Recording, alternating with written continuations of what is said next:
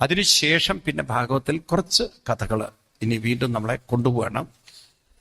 ചില കഥകൾ മാത്രം നമുക്ക് നോക്കാൻ പറ്റുള്ളൂ. കാരണം കണ്ടമാനം കഥകളാണ് ഈ ഭാഗവത്തിൽ. കൃഷ്ണന്റെ ജീവിതവുമായി ബന്ധപ്പെട്ട് ഒരുപാട് കഥകൾ. അതിൽ ഒരു കഥയാണ്, പണ്ട് ഒരു രാജാവ്, അദ്ദേഹത്തിന് ദാനം ചെയ്യണം എന്നൊരാഗ്രഹം. ദാനധർമാദികൾ ചെയ്യുന്ന ആളാണ്. ഒരു ദിവസം അദ്ദേഹം ഒരു ബ്രാഹ്മണന് 100 പശുക്കൾ ദാനം ചെയ്തു. ആ ദാനം ചെയ്ത പശുവിൽ ഒരു പശു തിരിച്ച് ആലയിൽ കയറി, ആരും കണ്ടില്ല. വേറൊരു ബ്രാഹ്മണന് 100 പശുക്കൾ ദാനം. അപ്പൊ ആദ്യം ദാനം ചെയ്യപ്പെട്ട പശു രണ്ടാമതും ദാനം ചെയ്യപ്പെട്ടു. ആദ്യത്തെ ബ്രാഹ്മണൻ നോക്കൂ 99 രണ്ടാമത്തെ ബ്രാഹ്മണന് 100 കിട്ടിയിട്ടുണ്ട്. പക്ഷെ ഈ ബ്രാഹ്മണൻ എങ്ങനെ അറിയില്ല, കണ്ടുപിടിച്ചു അത് എന്റെ പശുവാണ്. അവര് തമ്മിൽ മുട്ടം വഴക്ക്. ഇതെന്റെ പശു, ഇതെന്റെ പശു, ഇതെന്റെ പശു, ഇതെന്റെ പശു. രണ്ടുപേരും രാജാവിന്റെ അടുത്ത് ചെന്നു. ഈ പശുവിനെ പകുതിയാക്കി കൊടുക്കാൻ പറ്റുമോ? രാജാവ് പറഞ്ഞു, ഒരു കാര്യം ചെയ്യും, ഞാൻ വേണേൽ 10 പശുവിനെ ഏറെ തരാം, നിങ്ങൾ കലഹിക്കാതിരിക്കൂ. ഈ രണ്ടുപേരും പറഞ്ഞു, ആ പശു എന്നെ വേണം. ഇങ്ങനെ പശുവിനെ കൊടുക്കുക. അവസാനം രണ്ടും കൂടെ ശപിച്ചു രാജാവിനെ, ഓന്തായി പോട്ടെ. നോക്കണേ, ഒരു ഉപകാരം ചെയ്യാൻ പോയതാ. എന്നിട്ട് എന്തായിപ്പോ? ഓന്തായി. ഒരു കിണറ്റിലാണ് ഓന്തായി വീണത്. ആ കിണറ്റിൽ നിന്ന് അത് പുറത്ത് കിടക്കാൻ നോക്കുമ്പോഴാണ് കൃഷ്ണന്റെ കുട്ടികൾ കളിച്ചുകൊണ്ടിരിക്കുകയാണ്. അത്ര അവിടെ കുട്ടികൾ പന്ത് കളിച്ചുകൊണ്ടിരിക്കുക. അതുകൊണ്ട് പന്തൊക്കെ ഈ പന്ത് കിണറ്റിൽ വീണു. അവരെല്ലാവരും കൂടി ചെന്ന് കൃഷ്ണന്റെ അടുത്ത് ചെന്നിട്ട് പറഞ്ഞു, ഡാഡി പന്ത് പോയിന്ന്. കൃഷ്ണൻ അവിടുന്ന് വന്ന് ഈ പന്ത് എടുക്കാൻ നേരത്താണ് ഓന്തിനെ കാണുന്നത്. പോയത് പന്തിനാണ്, പക്ഷെ കാണുന്നത് ഭഗവാൻ. ഉടനെ ആ ഓന്തിനെ പുറത്തേക്ക് എടുക്കലും ഓന്ത് രൂപഭാവം വന്ന് ഭേദം വന്ന് മൃഗനായി. അപ്പൊ ചോദിച്ചു, നിങ്ങളെന്താ ഓന്തിന്റെ രൂപത്തിൽ വന്ന് കിടക്കണത്? പറഞ്ഞു, ഞാൻ ഓന്തായതല്ലേ, എന്നെ ഓന്താക്കിയതാണ്. കാരണം ഒരു അല്പം ശ്രദ്ധ വിട്ടുപോയി. ഞാൻ വേണ്ട രീതിയിൽ ശ്രദ്ധിച്ചിട്ടാണ് ദാനം കൊടുത്തെങ്കിൽ ആരാവില്ല? ഓന്താവില്ല. ഏതായാലും ഭഗവാനെ അങ്ങനെ അനുഗ്രഹിച്ചുവല്ലോ. അപ്പൊ ഭഗവാൻ അയാളോട് പറയുന്ന, രാജാവിനോട് പറയുന്ന ചില വരികളുണ്ട്. ഇത് വളരെ ഇമ്പോർട്ടൻ്റ് ആണ്. 64 33 നാഹം ഹാലാഹലം മന്യേ വിഷം യസ്യ പ്രതിക്രിയ. ഇതൊക്കെ വളരെ ശ്രദ്ധിക്കണേ. ഞാൻ ഹാലാഹലത്തെ അല്ല വിഷമായി കാണണം, അതിനൊക്കെ പ്രതിക്രിയയുണ്ട്. ബ്രഹ്മസ്വം ഹി വിഷം. എന്താ പറയണത്? ബ്രഹ്മസ്വം ഹി വിഷം. ഏറ്റവും വലിയ വിഷം ബ്രഹ്മസ്വം. ഈ ബ്രഹ്മസ്വം എന്നൊക്കെ പറഞ്ഞു കഴിഞ്ഞാൽ അതിന് സ്ഥൂലാർത്ഥം പറയാ ബ്രഹ്മസ്വത്ത് എന്ന് വെച്ചാൽ അമ്പലത്തിലെ സ്വത്തിനൊക്കെ ബ്രഹ്മസ്വം എന്ന് പറയും, അല്ലേ? ദേവസ്വം, ബ്രഹ്മസ്വം എന്നൊക്കെ പറയണ. ദേവസ്വം എന്നൊക്കെ പറയണത് ദേവസ്വം.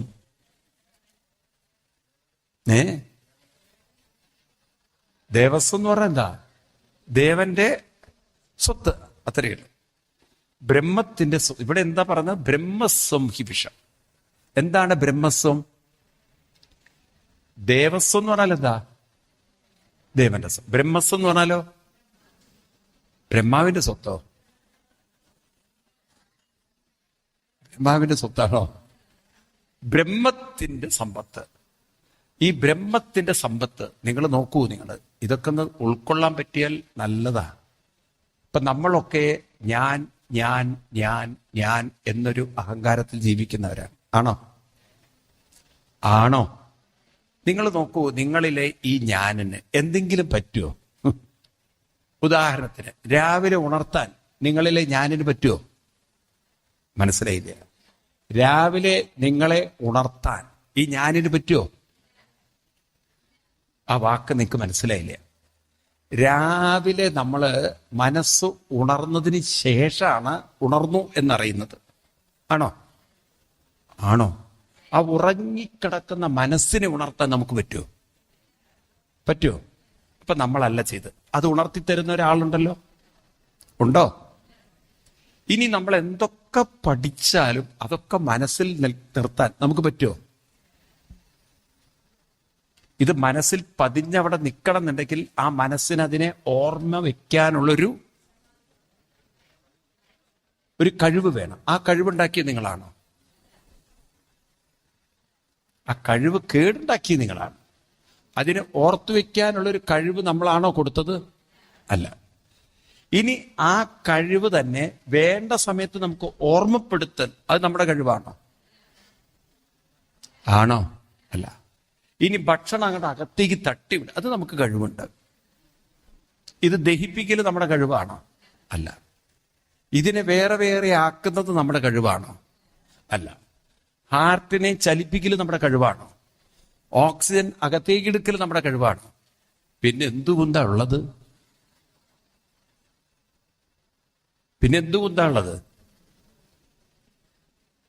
അകത്തേക്ക് ഒരു ഓക്സിജൻ വലിച്ചെടുക്കാനുള്ള കഴിവില്ല. ഉണ്ടോ? മരിച്ച ആളോട് നിങ്ങൾ കേട്ടില്ലേ, വലിക്കൂ വലിക്കൂ എന്നൊക്കെ പറഞ്ഞാൽ വലിക്കാൻ പറ്റുമോ? ഒരു വീട്ടില് വലിയച്ഛൻ കിടക്കുകയാണ്, വയ്യാതെ കിടക്കുക. അപ്പൊ പേരക്കുട്ടി വന്നിട്ട് വലിയച്ഛാ, അയ്യോ മോൻ ഇപ്പം വലിക്കാൻ പറ്റില്ല എന്ന് പറഞ്ഞു. ഈ അച്ഛന്റെ വിചാരം എന്താ വെച്ചാൽ ലാസ്റ്റ് വലിച്ചോളാൻ പറയുക എന്നുള്ളതാണ്.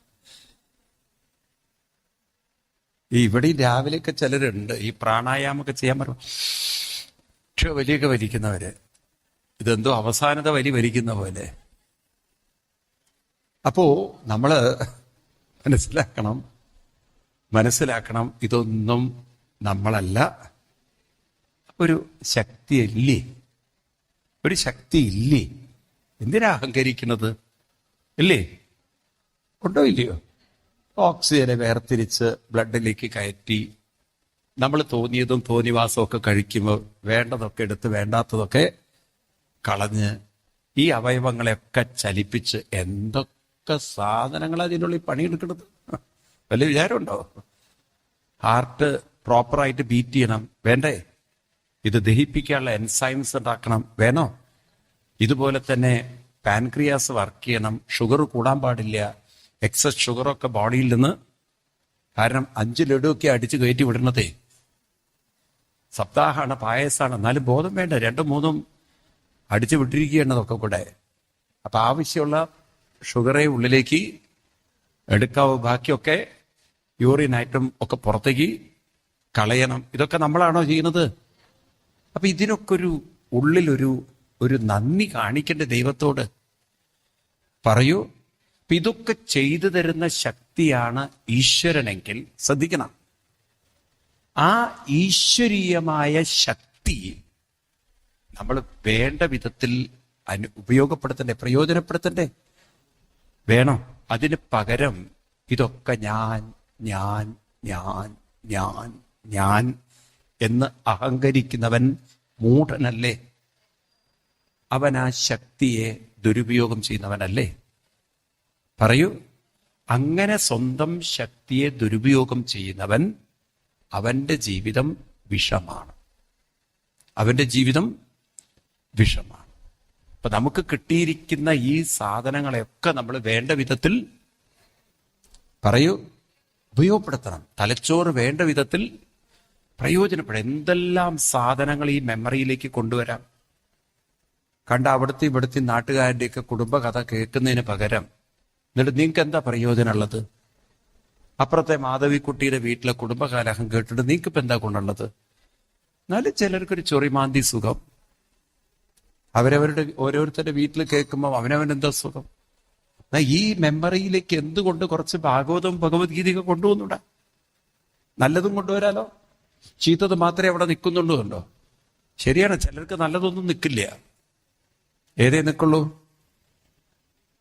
നിങ്ങൾ രാമായണം മുഴുവൻ കേൾക്കുമ്പോൾ അതാണോ നിൽക്കുക? അപ്പുറത്തെ വീട്ടിലെ കഥയാണോ നിൽക്കുക? ഒന്നും വേണ്ടാത്തത്. നിങ്ങൾ ഏതായിരിക്കും മനസ്സിൽ കൂടുതൽ തങ്ങി നിൽക്കുന്നത്? അപ്പുറത്തെ കഥ തന്നെയാണത്. കാരണം അതിന് വലിയൊരു ഗുണമുണ്ട്. ഇതാണ് നമ്മുടെ അവസ്ഥ. അത് മാറ്റിയെടുത്ത് ഇത്തരം കഥകളിലേക്കൊക്കെ ഒരു താല്പര്യം കൊണ്ടുവന്ന് ഈ പ്രിന്റ് മുഴുവൻ മാറ്റിയെടുക്കണ്ടേ? വേണം. അങ്ങനെയൊക്കെ നമ്മൾ പ്രയോജനപ്പെടുത്തിയില്ലെങ്കിൽ ഇതൊരു വിഷമാണ്. വിഷം എന്ന് പറഞ്ഞാൽ ഇതുകൊണ്ട് പ്രത്യേകിച്ച് പ്രയോജനമില്ല എന്ന് മാത്രമല്ല, ഇത് നമ്മളെ തളർത്തും. വിഷം എന്താ ചെയ്യുക? വിഷം എന്താ ചെയ്യുക?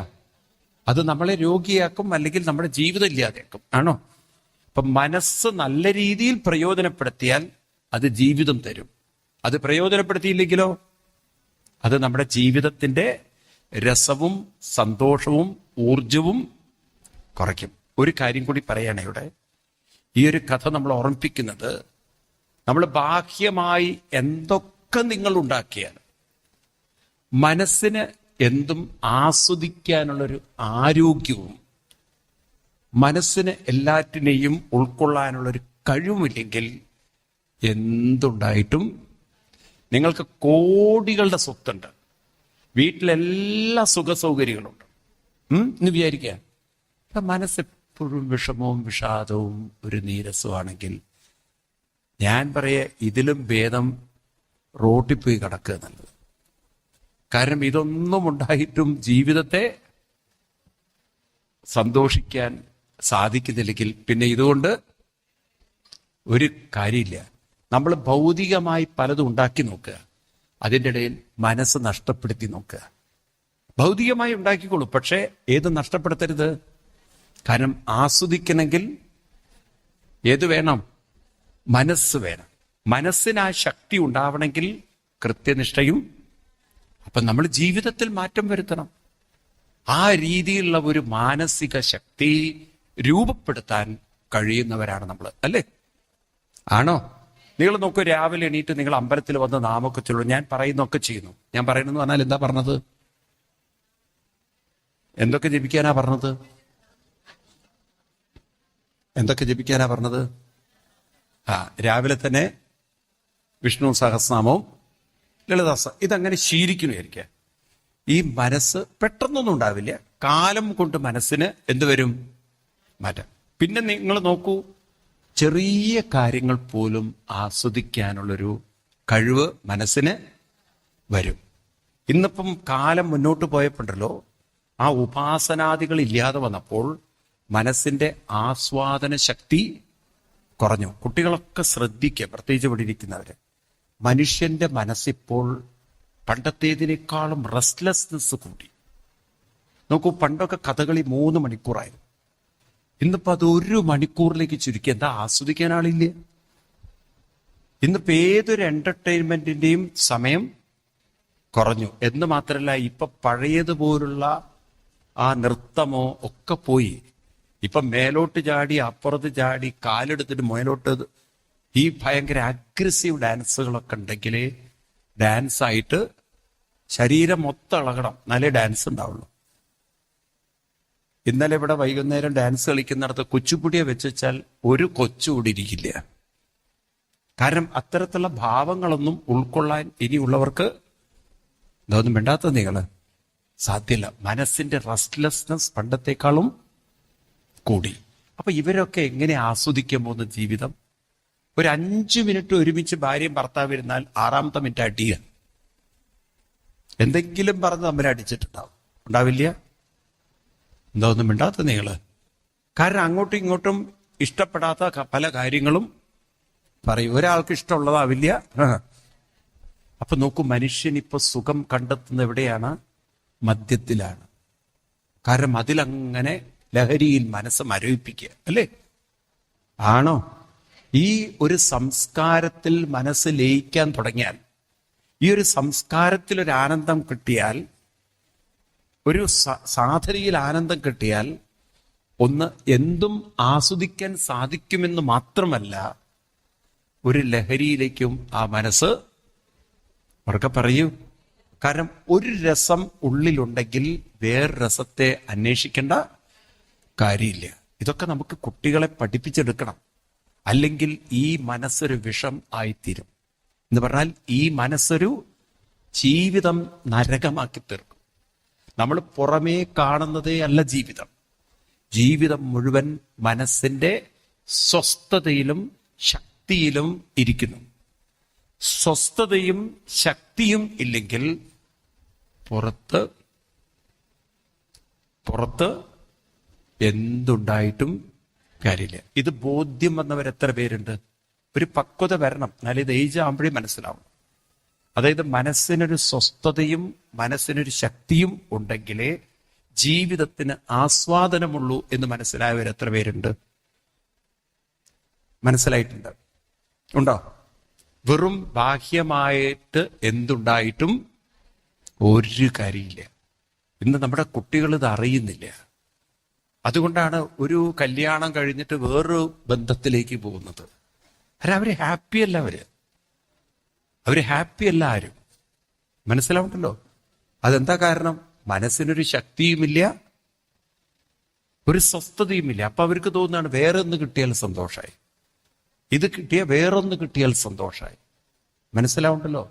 ഇതാണ് സത്യത്തിൽ ഇന്നത്തെ ഒരു കൊമേഴ്ഷ്യൽ വേൾഡ്, ഉപഭോഗ വേൾഡ് എക്സ്പ്ലോയിറ്റ് ചെയ്യുന്നത്. എന്ത് കിട്ടിയാലും തൃപ്തിപ്പെടുത്താൻ സാധ്യല്ല. അപ്പൊ തോന്നുക ഇത് കിട്ടിയാൽ സന്തോഷം, അത് കിട്ടുമ്പോഴേക്കും തോന്നും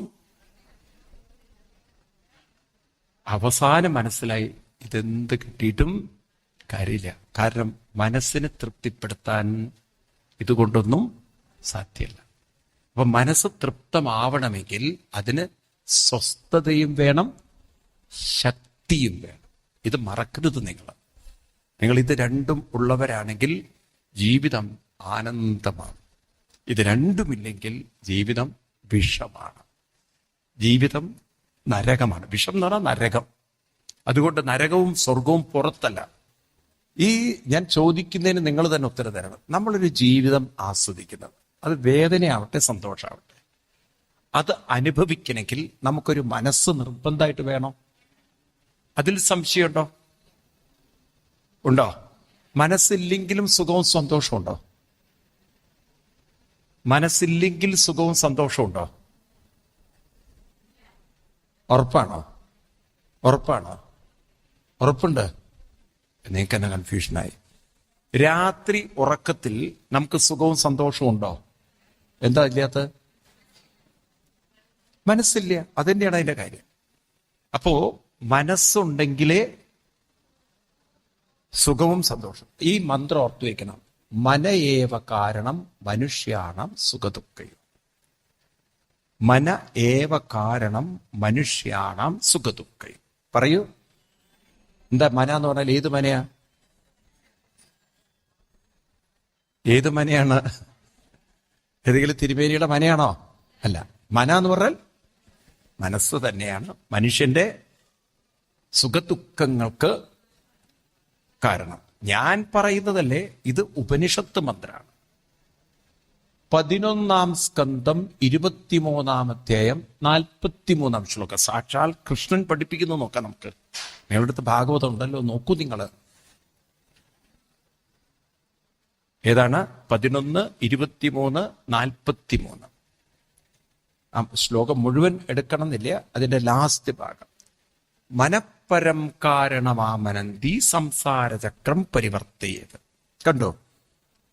അങ്ങനെ ഒരു ശ്ലോകം. മനഃപരം കാരണം, എല്ലാറ്റിനും കാരണം കൃഷ്ണൻ പറഞ്ഞു വെച്ചിട്ടുണ്ടോ? മനഃപരം കാരണം. കണ്ടോ നിങ്ങള്? കഷ്ടം. 11, 23, 43. മനഃപരം കാരണം. പറയൂ നിങ്ങൾ ആ വാക്ക്. മനഃപരം കാരണം. മനസ്സ് തന്നെയാണ് സുഖദുഃഖങ്ങൾക്ക് കാരണം. ക്ലിയർ ആണോ? ഇനി ശ്രദ്ധിക്കുക. ഒരാൾ മരിക്കുമ്പോൾ അയാൾ ബോധത്തിലല്ല മരിക്കുന്നത്. ഒരു സമയത്ത് അബോധത്തിലേക്ക് പോകും.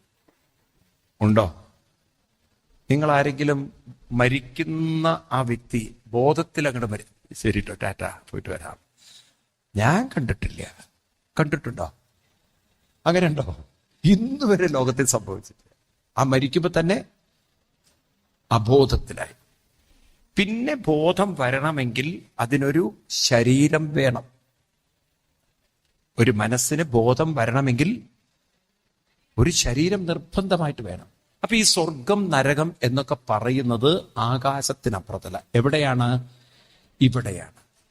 ഭാഗവതത്തിൽ ഞാനത് പറയാൻ വിട്ടുപോയി. കപില ഭഗവാൻ അമ്മയോട് പറയുന്നത് അത്രൈവ നരക സ്വർഗം. അത്ര എന്നാൽ ഇവിടെ തന്നെയാണ്. ഇനി കൃഷ്ണൻ നരകത്തെയും സ്വർഗത്തെയും വ്യാഖ്യാനിച്ചിട്ടുണ്ട്. അതിൽ പരം ഒരു വ്യാഖ്യാനം ഞാൻ എടുക്കാറില്ല. കൃഷ്ണൻ പറഞ്ഞതാണ് ഞാനൊരു പ്രമാണമായി കൊണ്ടു നടക്കുന്നത്. അത് നിങ്ങൾക്ക് കാണാൻ 11 സ്കന്ധം 19 ഇത്ര ഒരു ശാസ്ത്രീയമായിട്ട് നരകത്തെയും സ്വർഗത്തെയും കൃഷ്ണൻ വർണ്ണിച്ചിരിക്കുന്നു. 11:19, 42, 43. അവിടെ ഒരു കൂട്ടം ചോദ്യം ഉദ്ധവര് ചോദിക്കുകയാണ്. ആ ചോദ്യത്തിൽ ചോദിക്കുന്നുണ്ട് 42 സ്വർഗം എന്താണ്, നരകം എന്താണ്. അപ്പൊ അവിടെ നിങ്ങൾക്ക് കാണാം കൃഷ്ണൻ അതിന് ഉത്തരം പറയണത്. ഞാൻ ആ ശ്ലോകം മുഴുവൻ എടുക്കുന്നില്ല, കാരണം നമ്മുടെ സമയക്കുറവുള്ളതുകൊണ്ട്. ഇത്രയും നിങ്ങൾക്ക് കാണാം. അവിടെ സ്വർഗത്തെക്കുറിച്ച് പറയണത് സ്വർഗ സത്വഗുണോദയ. 42, 43 കാണാം. അങ്ങനെ കണ്ടു നിങ്ങൾ? സ്വർഗ സത്വഗുണോദയ. ഇത്രയും പറയാൻ പറ്റുമോ നിങ്ങൾക്ക്? സ്വർഗ സത്വഗുണോദയ എന്താ പറയാ എന്ന് പറയൂ. സ്വർഗം എന്ന് പറഞ്ഞാൽ സത്വഗുണം. സത്വഗുണം എന്ന് പറഞ്ഞാൽ മനസ്സിന്റെ സാത്വിക ഗുണം. സാത്വികം എന്ന് പറഞ്ഞാൽ സ്വസ്ഥതയും ശക്തിയും ഉള്ള മനസ്സിലാണ് സ്വർഗം. എവിടെയാ സ്വർഗം എന്ന് പറഞ്ഞാൽ എന്താണ്? അങ്ങനെയുള്ളവർക്ക് ജീവിതം ആസ്വദിക്കാൻ അവിടെയാണ് സുഖമുള്ളത്. അതല്ലേ ലോജിക്ക്? സ്വസ്ഥതയും മനസ്സിനൊരു ശക്തിയുള്ളവർക്ക് ജീവിതത്തെ വേണ്ട വിധത്തിൽ ആസ്വദിക്കാൻ പറ്റുള്ളൂ. അങ്ങനെ ആസ്വദിക്കാൻ പറ്റുന്നവരുടെ ഉള്ളിലാണ് എന്തിരിക്കുന്നത്? ആ ആസ്വാദനത്തിന്റെ പേരാണ് സ്വർഗം, സുഖം. അപ്പൊ എവിടെയാ സ്വർഗം ഇരിക്കുന്നത്? ആകാശത്തിന്റെ അപ്പുറത്തൊരു സ്ഥലമാണോ? എവിടെ ഇരിക്കുന്നത്? അവനവന്റെ ഉള്ളിൽ. ഇതാണ് പിന്നീട് കവി പാടി തനിക്ക് താനെ പണിവതു നാഗം അവനവന്റെ ഉള്ളിലാണ്. ശരിയല്ലേ ഇത്? കൃഷ്ണൻ പറഞ്ഞാണോ ശരി? ഇനി നരകം വർണ്ണിക്കുകയാണ് അടുത്ത ശ്ലോകത്തിൽ. ഞാൻ പറഞ്ഞ ഹോൾ ശ്ലോകം ഞാൻ എടുക്കുന്നില്ല, കാരണം സമയക്കുറവുള്ളതുകൊണ്ട്. അവിടെ നമുക്ക് കാണാം നരകത്തെ കൃഷ്ണൻ പറയുന്നത് തമ ഉന്നാഹ. നരകം തമ ഉന്നാഹം. തമസ് എന്ന് പറഞ്ഞാൽ ഇരുട്ട്. തമസ് ഇരുട്ട്. ഉന്നാഹം. ഉന്നാഹം എന്ന് പറഞ്ഞാൽ ഉന്നതി. ഉന്നതി പറഞ്ഞാൽ ഉയർന്നത് എന്ന് പറഞ്ഞാൽ ഉയർന്ന ഇരുട്ടാണ് നരകം. എന്താ ഉയർന്ന ഇരുട്ട് എന്നൊക്കെ പറഞ്ഞാൽ അർത്ഥം എടുക്കേണ്ടത് എന്താണ്? മനസ്സിന്റെ ഇരുട്ടെന്ന് പറഞ്ഞാൽ എന്താ അർത്ഥം? അതായത് ആരിലാണോ ഇരുട്ടെന്നതിന് 3 അർത്ഥമാണ് എടുക്കേണ്ടത്. അലസത, അവശ്യത, അസ്വസ്ഥത. എന്താണ്? അലസത ആരിലുണ്ടോ, അവശ്യത ആരിലുണ്ടോ, അസ്വസ്ഥത ആരിലുണ്ടോ, അതിനാരാണോ ഈൽഡ് ടു ലിവിങ് എന്ന് പറഞ്ഞ പോലെ ആരാണോ അതിലൊക്കെ കംപ്ലീറ്റ്ലി കംപ്ലീറ്റ്ലി ടോട്ടലി ലോസ്റ്റ് ആയിട്ട് ജീവിക്കണം എന്ന് വെച്ചാൽ അത്രയും ഒരു ആലസ്യത്തിൽ ജീവിക്കുന്ന ആൾ, അസ്വസ്ഥതയിൽ ജീവിക്കുന്നു, അവശതയിൽ ജീവിക്കുന്നു. ഇതൊരു പരിവർത്തനത്തിനും പ്രയത്നിക്കാതെ നമ്മൾ കാണുന്ന ചില കുട്ടികളൊക്കെ, ഒരുപാട് ആളുകൾ മദ്യത്തിന് അമിതമായി അഡിക്റ്റ്, അതൊന്നും മാറാൻ പറ്റാതെ കിടക്കും. അങ്ങനെയുള്ള ഒരാളെ അതിൽ നിന്ന് പൊക്കിക്കൊണ്ടുവരൽ അത്ര പറയൂ എളുപ്പമല്ല. അപ്പൊ ഈ 3 ആരിലുണ്ടോ അവരുടെ ജീവിതം എന്നും ആരാണ് നരകത്തിൽ? അലസമായി ജീവിക്കുന്നവര്, അവശ്യമായി ജീവിക്കുന്നവര്, അസ്വസ്ഥതയുള്ളവർക്ക് എന്ത് ആസ്വാദനം? ഒരാസ്വാദനവുമില്ല. മനസ്സിലാവുണ്ടോ? ഒന്നും ആസ്വദിക്കാൻ മനസ്സവരെ പറയൂ അനുവദിക്കില്ല. മൈൻഡ് പെട്ടെന്ന് ഡിസ്റ്റർബ്ഡാണ്. അപ്പൊ നരകവും സ്വർഗവും എവിടെയാണ്? കൃഷ്ണൻ പറഞ്ഞതാണോ ശരി? എനിക്കിതിനോടാണ് യോജിപ്പ്. കാരണം എന്തും അനുഭവിക്കണമെങ്കിൽ ഒരു മനസ്സ് വേണം. ആ മനസ്സിനെ അനുഭവിക്കണമെങ്കിൽ ഒരു ശരീരം വേണം. അത് സ്വർഗത്തിൽ പോയിട്ട് ഒരാൾ കിട്ടുന്നൊക്കെ പറഞ്ഞാൽ എനിക്ക് ഉൾക്കൊള്ളാൻ പറ്റില്ല. കാരണം അത് ഇവിടെ കിട്ടാൻ വഴിയുണ്ട്. പിന്നെ അതിനെവിടെ പോണ്ട? ഇതൊന്നും നോക്കൂ നിങ്ങൾ, ഇവിടെ തന്നെ നോക്കൂ നിങ്ങൾ. എന്തിനാ പുറത്തു നോക്കുന്നത്? ഈ അലസതയും അവശതയും ഉള്ളവന് ബാഹ്യമായ എന്ത് സമ്പദ് സമൃദ്ധി ഉണ്ടായിട്ടും എന്ത് കാര്യം? ഒരു കാര്യമില്ല. എന്നാൽ ഇവിടെ നിങ്ങളുടെ മനസ്സ് നേരത്തെ പറഞ്ഞ സാത്വിക ഗുണമുള്ളതാണെങ്കിൽ ഒരു കഞ്ഞിയും ചമ്മന്തിയും നിങ്ങൾക്ക് അമൃതമായിട്ട് അനുഭവിക്കാം. ഒരു പായ കിട്ടിയാലും നിങ്ങൾ സുന്ദരമായിട്ട് ഉറങ്ങും. അല്ലേ, ശരിയല്ലേ? അല്ലാത്തവൻ ഇനിയിപ്പോൾ എന്ത് എയർ കണ്ടീഷൻ റൂമിൽ ഡെവലപ്പ് ബെഡ് എടുത്തു കൊടുത്താലും, അതിൻ്റെ മുകളിൽ വീണ്ടും ഒരു ക്യൂർലോൺ ബെഡ് ഇട്ട് കൊടുത്താലും, ഇനി അതിൻ്റെ മുകളിലും എനിക്ക് ഇപ്പം പുതിയ ബെഡുകളൊക്കെ ഉണ്ട്, വളരെ സോഫ്റ്റ് ബെഡുകൾ, അതിട്ട് കൊടുത്താലും അവൻ ഈ ദോശ മറക്കിട്ട പോലെ അങ്ങോട്ടും ഇങ്ങോട്ടും തിരിഞ്ഞും മറിഞ്ഞും ജന്മം ഉറങ്ങില്ല. ശരിയാണോ ഞാൻ പറയുന്നത്? പറയൂ നിങ്ങൾ. ക്വാളിറ്റി ഓഫ് ലൈഫ് അല്ല, ക്വാളിറ്റി ഓഫ് ലൈഫ് അല്ല, ശ്രദ്ധിക്കുക നിങ്ങൾ, ക്വാളിറ്റി ഓഫ് മൈൻഡ്. മനസ്സിലായി? ഇന്നിപ്പോൾ നമ്മൾ quantity of things and quality of ലൈഫാണ് മാറ്റാൻ നോക്കുന്നത്. പക്ഷേ ക്വാളിറ്റി ഓഫ് മൈൻഡ്, അതിനെ നമ്മൾ ആരും ശ്രദ്ധ വയ്ക്കാതെ ജീവിക്കുമ്പോൾ ജീവിതം ആസ്വദിക്കാൻ പറ്റില്ല. നമ്മുടെ ചില രാഷ്ട്രീയ നേതാക്കന്മാരെയൊക്കെ നോക്കും നിങ്ങൾ, ജന്മം ചിരിക്കാൻ പറ്റില്ല അവർക്ക്. ഇക്കിളിയാക്കിയാൽ പോലും ചിരിക്കില്ല. കാരണം അവർ ഈ സീരിയസ്നെസ് എടുത്ത് മനസ്സ് മുരടിച്ചു പോയി. ഇപ്പൊ നോക്കൂ, പല കാരണവന്മാരും ചിരിക്കണമെങ്കിൽ ക്ലബിൽ പോകേണ്ട അവസ്ഥയാണ്.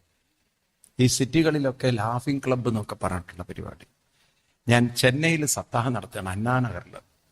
അതിൻ്റെ തൊട്ടടുത്ത് ലാഫിംഗ് ക്ലബ്ബാണ്. ഇപ്പം രാവിലെ ഞാൻ അവിടുന്ന് ഹാ ഹാ ഹാ എന്ന് പറഞ്ഞ് അലർന്ന് കാണാം. ഇവരിങ്ങനെ ചിരിക്കുകയാണ്, ആരോ ഒരു വന്നിട്ട് ചിരിപ്പിക്കുകയാണ്. ഒരു ദിവസം ഞാനിങ്ങനെ ഭൂതഭവ്യ ഭവൽപ്രഭു ഒരുത്തണ്ട് കരയാൻ തുടങ്ങിയിട്ട് ചിരിച്ച് ഒരാള് ഭയങ്കര അസ്വസ്ഥനായിട്ട്. അപ്പൊ ഞാൻ ചോദിച്ചു എന്താ സംഭവം എന്ന് ചോദിച്ചപ്പം ഈ മനുഷ്യൻ ഇവിടെ അടുത്ത് തന്നെയാണ്. എന്താ കാര്യം എന്ന് ചോദിച്ചപ്പോൾ ഇയാൾ ചിരിച്ചപ്പോൾ ഇയാൾ ഈ പല്ലൊക്കെ വെച്ചതായിരുന്നേ. ഈ ചിരിയുടെ ശക്തിയിൽ ഇത് എവിടെ തെറിച്ചുപോയി, അതാരോ ചവിട്ടി പൊട്ടിച്ചു. അതിന്റെ മുകളിൽ ആരോ കാലു വെച്ചു, അത്രയേ ഉള്ളൂ. ഇയാളുടെ ചിരി അതോടുകൂടി, കാരണം തിരിച്ച് വീട്ടിൽ ചെന്ന ഭാര്യ ഇയാളെ പപ്പടാക്കി കളയും. 10,000-20,000 രൂപ കൊടുത്ത് വാങ്ങിച്ചിരിക്കുകയാണ്. മനസ്സിലായില്ലേ? ചിരി അതോടുകൂടി തീർന്നു പോകും. എത്ര നമ്മൾ കൃത്രിമമാവാൻ ശ്രമിച്ചാലും ആത്മാർത്ഥമായിട്ട് അതൊരിക്കലും വരില്ല. അപ്പൊ അതുകൊണ്ട് അതിനെ ആത്മാർത്ഥമാക്കാൻ എന്താണ്? മനസ്സിന് ശക്തിയും സ്വസ്ഥതയും വർദ്ധിപ്പിക്കണം. വേണ്ടേ? ഇതാണ് ബ്രഹ്മസംഹി വിഷം. ഈ മനസ്സിനെ വിഷമാക്കരുത്. ബ്രഹ്മസ് എന്ന് പറഞ്ഞാൽ അർത്ഥം മനസ്സെന്നാണ്. അതിനെ വിഷം ആക്കാൻ ശ്രമിക്കരുത്. അത് വിഷമാവുന്നത് നമ്മളതിനെ അനുഷ്ഠാനങ്ങൾ കൊടുക്കാതെ ശക്തിപ്പെടുത്താൻ ശ്രമിച്ചിട്ടില്ലെങ്കിൽ അത് വിഷമായി മാറും. മനസ്സിലാവുണ്ടല്ലോ? അപ്പൊ നിങ്ങൾ പാല് ഈ മനസ്സും പാലും ഒരുപോലെയാണ്. മിൽമ പാല് പ്രത്യേകിച്ച്. ഈ മിൽമ പാല് വാങ്ങിച്ച് പുറത്തു വെച്ചു, കുറച്ചു കഴിഞ്ഞാൽ പിന്നെ എന്താ വരിക? അതൊന്ന് തിളപ്പിച്ചില്ല, അത് പുറത്ത് അങ്ങനെ പാത്രത്തിൽ വെച്ചാൽ പിന്നെ പിരിയൽ അവിടെ നിൽക്കട്ടെ, നല്ല വാസനയല്ലേ വരിക. മിൽമാപ്പാലിന്റെ ദുർഗന്ധ ലോകത്തിൽ ഒരു സാധനത്തിനുണ്ടോ എനിക്ക് തോന്നല്ലേ? ഉണ്ടോ? ആണോ? കേടുവന്ന വാസനയില്ല, ദുർഗന്ധമില്ല. ഇത്രയും ദുർഗന്ധം. ഇതുപോലെയാണ് ഈ മനസ്സ് പ്രോപ്പറായിട്ട് യൂസ് ചെയ്തിട്ടില്ലെങ്കിൽ അത് ദുരിതത്തിന്റെ ദുർഗന്ധം തരും. അതുകൊണ്ട് മനസ്സുമായിട്ട് നമ്മൾ കളിക്കരുത്. ന കർഹിചിത് സഖ്യം കുരിയാൽ മനസ്സി അനവസ്ഥിതം. Don't take for granted your mind. മൈൻഡിനോട് ഒരിക്കലും കളിക്കരുത്. അത് നിങ്ങളെ തളർത്താനും പ്രാപ്തമാണ്. അതിനെ യൂസ് ചെയ്താൽ അത് നിങ്ങളെ ഉയർത്താനും. നമ്മുടെ കുട്ടികൾക്ക് ഇതൊന്നും പറഞ്ഞു കൊടുത്ത് അവരെ ഒരു ജീവിത ചക്രത്തിലേക്ക് കൊണ്ടുവരണ്ടേ? കാരണം തളരുന്ന ഒരു മനസ്സാണ് അവരുടെ കയ്യിലുള്ളതെന്ന് അവര് എന്താ മിണ്ടാത്തത്? നിങ്ങൾ അറിയുന്നില്ല. കാരണം പ്രലോഭനങ്ങളിൽപ്പെട്ട് തളരില്ലേ? ഇല്ല. പലതരത്തിലുള്ള പ്രതിസന്ധികളിൽപ്പെട്ട് തളരില്ലേ? ഇല്ല. അപ്പൊ അങ്ങനെയുള്ളൊരു മനസ്സല്ലേ കയ്യിലുള്ളത്? ആണോ? അതിനെ അങ്ങനെയുള്ള പ്രശ്നങ്ങളിൽ നിന്നും കരകയറ്റാൻ ഒരു കൃത്യമായ അനുഷ്ഠാനം അവരുടെ ജീവിതത്തിൽ ഉണ്ടാകും.